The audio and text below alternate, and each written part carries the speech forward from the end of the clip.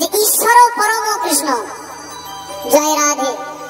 অপরাধ মার্জনা করবেন। আপনাদেরকে এখানে ছোট্ট একটা কথা বলি, এক কীর্তনিয়া, আপনারা অনেকে নাম শুনেছেন, একটি হরিবাসরে বুকে চাপড় দিয়ে বলেছিলেন কৃষ্ণ ভগবান নয়, কৃষ্ণ হচ্ছে অসুর।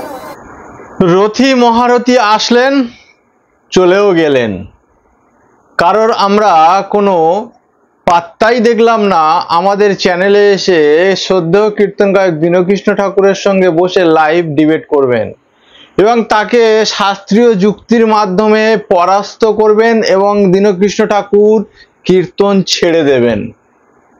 পেলাম না, আজও পেলাম না। এক চুনোপুটি, বয়স মাত্র 20, সে বলছে যে কীর্তনিয়া কৃষ্ণকে অসুর বলেছিলেন তিনি মূর্খ। এখন প্রশ্ন হলো, দীনকৃষ্ণ ঠাকুর বলেছিলেন কৃষ্ণ দেবতা নয়, অসুর। তিনি কিন্তু একবারও কোথাও বলেননি কৃষ্ণ ভগবান নয়, তিনি অসুর।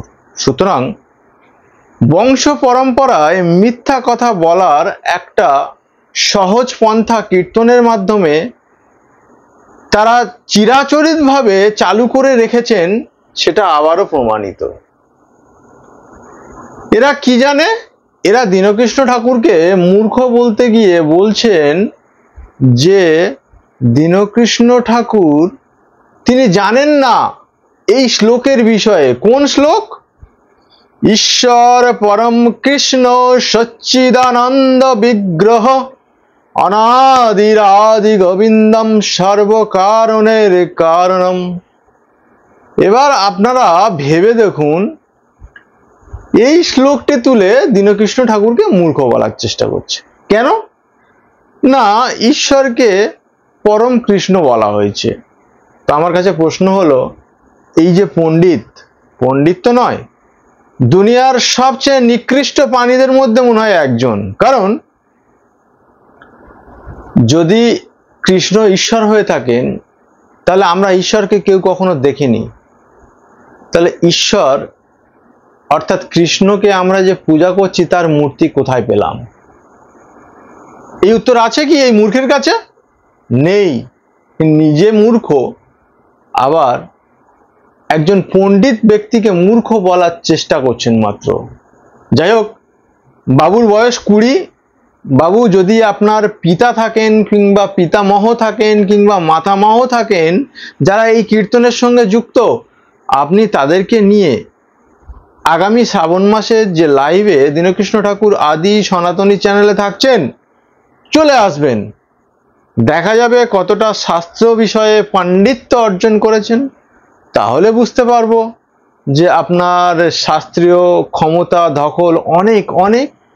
তাই আপনি তার উপরে বেশ করে দীনকৃষ্ণ ঠাকুর অর্থাৎ যিনি কৃষ্ণকে অসুর বলেছেন তিনি মূর্খ। কেমন? আশা করি আপনি আমাদের এই ইনভাইটেশনটাকে সাদরে গ্রহণ করবেন এবং আপনার পিতা, পিতামহ, মাতামহ যারা রয়েছেন জীবিত তাদের সঙ্গে আলোচনা করবেন এবং শাস্ত্রীয় আলোচনা কিংবা ডিবেট যা আপনার ভালো লাগবে আপনি এসে প্রমাণ করে দেবেন দীনকৃষ্ণ ঠাকুর ভুল তথ্য দিয়েছেন। মজার বিষয় একটা আপনাদের বলি, দীনকৃষ্ণ ঠাকুর বেশ কয়েক বছর আগে একটা প্রশ্ন দিয়েছিলেন, কৃষ্ণ যে আমরা ডাকছি সেই কৃষ্ণের বাহনের নাম কি? আমাদের সমাজে এত হাজার হাজার কীর্তনিয়া আছে, আজও পর্যন্ত সেই প্রশ্নের উত্তর দিতে পারলো না। এই শ্লোকটি আপনারা ফলো করুন। ঈশ্বর পরম কৃষ্ণ, যদি ঈশ্বর কৃষ্ণই হয়ে থাকেন তাহলে যে ঈশ্বরকে আমরা কখনো চোখে দেখিনি তাহলে তার বাহন আমরা দেখব কিভাবে? আর এখানেই দীনকৃষ্ণ ঠাকুর চালাকি করলেন যে এই আমাদের সমাজে যে সমস্ত কীর্তনিয়া আছেন তারা জীবনে কখনো গ্রন্থ পড়ে না। আর এই শ্লোকটি কোথায় আছেন জানেন? এই শ্লোকটি আছে ব্রহ্ম সংহিতায়।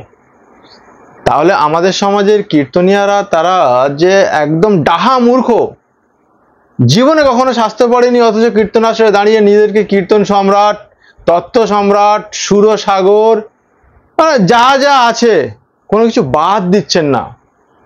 কারণ একটাই, বংশ পরম্পরাগত ব্যবসা চালিয়ে যেতে হবে। কারণ আজকের বিজ্ঞানের যুগে মানুষ যখন বিজ্ঞানমুখী হচ্ছেন, যুক্তিতর্ক দিয়ে বুঝে নেওয়ার চেষ্টা করছেন, তখন এরা দাঁড়িয়ে কি বলছেন? ভক্তি করো, না হলে ভগবান পাবে না। কুরুক্ষেত্রের যুদ্ধের মাঠে ভগবান শ্রীকৃষ্ণ তিনি অর্জুনকে কি ভক্তি শিখিয়েছিলেন না যুক্তি দিয়ে তাকে বুঝিয়েছিলেন? এই মূর্খদের মাথায় কিন্তু আসবে না, কারণ এরা কখনো শাস্ত্র পড়ে না। যাই হোক, দীনকৃষ্ণ ঠাকুরের কীর্তন আপনারা অবশ্যই কিছু শুনবেন, তো আপনাদের জন্য আমি অল্প একটু রেখে গেলাম। ভালো লাগলে চ্যানেলটি সাবস্ক্রাইব করবেন, সঙ্গে থাকবেন। আপনারা অনেকেই শুনেছেন জয় রাধে, ওই যে কৃষ্ণ ভগবান নয়, কৃষ্ণ দেবতা নয়, কৃষ্ণ হচ্ছে অসুর। তো আমি সেই মূর্খকে বলতে চাই এই সোশ্যাল মিডিয়ার মধ্যে, পুরো শ্রাবণ মাস, এক মাস রবিবার করে আমি লাইভে আসি। আমি চুনতি দিই পুরো ওয়ার্ল্ডকে যে আমার সঙ্গে শাস্ত্রালাপ করো আর আমাকে মিথ্যে প্রমাণ করো।